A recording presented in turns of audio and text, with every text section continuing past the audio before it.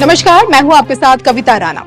UP में बैठकर UP के मुख्यमंत्री योगी आदित्यनाथ ने पड़ोसी मुल्क नेपाल में तहलका मचा रखा है। नेपाल की सड़कों पर योगी की तस्वीरें नजर आने लगी। नेपाल की राजनीति अब योगी मय होती हुई दिख रही है, या फिर यूं कहें कि हिंदू राष्ट्र की बारी है। नेपाल में योगी की डिमांड है। होली से ठीक पहले नेपाल में अचानक से ऐसा क्या हुआ जो नेपालियों के बीच योगी का डंका बजने लगा? क्या है पूरा मामला, देखिए इस पर हमारी ये खास रिपोर्ट। नेपाल में योगी, नेपाल में छा गए योगी, नेपाल में योगी का तहलका।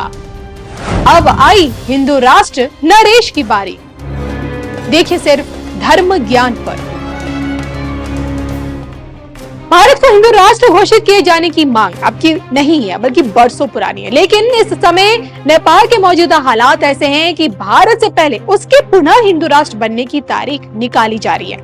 18 साल बाद नेपाल में हिंदू राजशाही की वापसी होती नजर आ रही है। सड़कों पर नेपाली हिंदुओं का जनसैलाब उमड़ पड़ा है।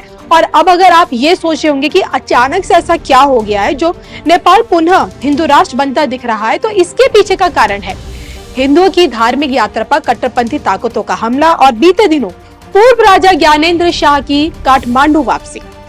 2 साल पहले नेपाल में नेपाली हिंदुओं की धार्मिक यात्रा पर कट्टरपंथियों ने हमला किया। हालात देखिए इतने गंभीर हो गए कि चरमपंथियों द्वारा हिंदुओं की धार्मिक यात्रा पर जमकर पत्थरबाजी हुई।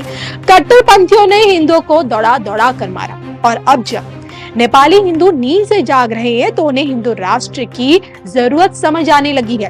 तभी तो मुल्क में राजशाही की मांग उठ रही है। हिंदू राजशाही के पक्ष में मुल्क की एक बड़ी आबादी दिन पर दिन खड़ी होती दिख रही है, और जिसका सबसे बड़ा उदाहरण है पूर्व राजा ज्ञानेंद्र के स्वागत में सड़कों पर उतरे 4 लाख नेपाली।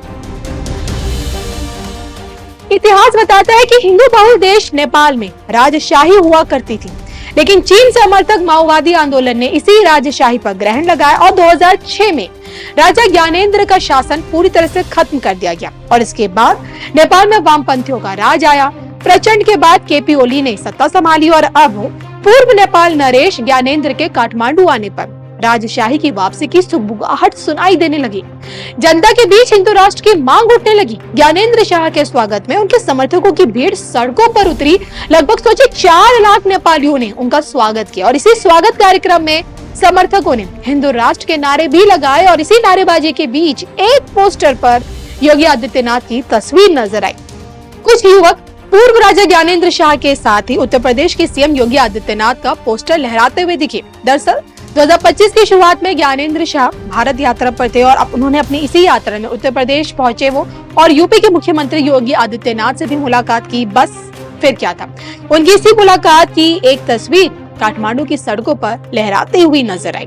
जो कि देखिए आप भी जानते हैं कि योगी बाबा हिंदू राष्ट्र के कट्टर समर्थक हैं। डंके की चोट पर भारत को हिंदू राष्ट्र बताते हैं और इसी के चलते बाबा की तस्वीर और वो भी नेपाल में एक बड़े परिवर्तन का संकेत अभी से दे रही है। इस पूरे मामले पर retired major general GD Bakshi की टिप्पणी सामने आई है, जिसमें वो ये कहते हैं नरेश ने देश का दौरा किया और फिर काठमांडू में उनका 4 लाख नेपालियों ने जोरदार स्वागत किया। नेपाल की रैली में योगी आदित्यनाथ का पोस्टर दिखाई दे रहा है। नेपाल में लोग चाहते हैं कि एक बार फिर हिंदू राजा की वापसी हो।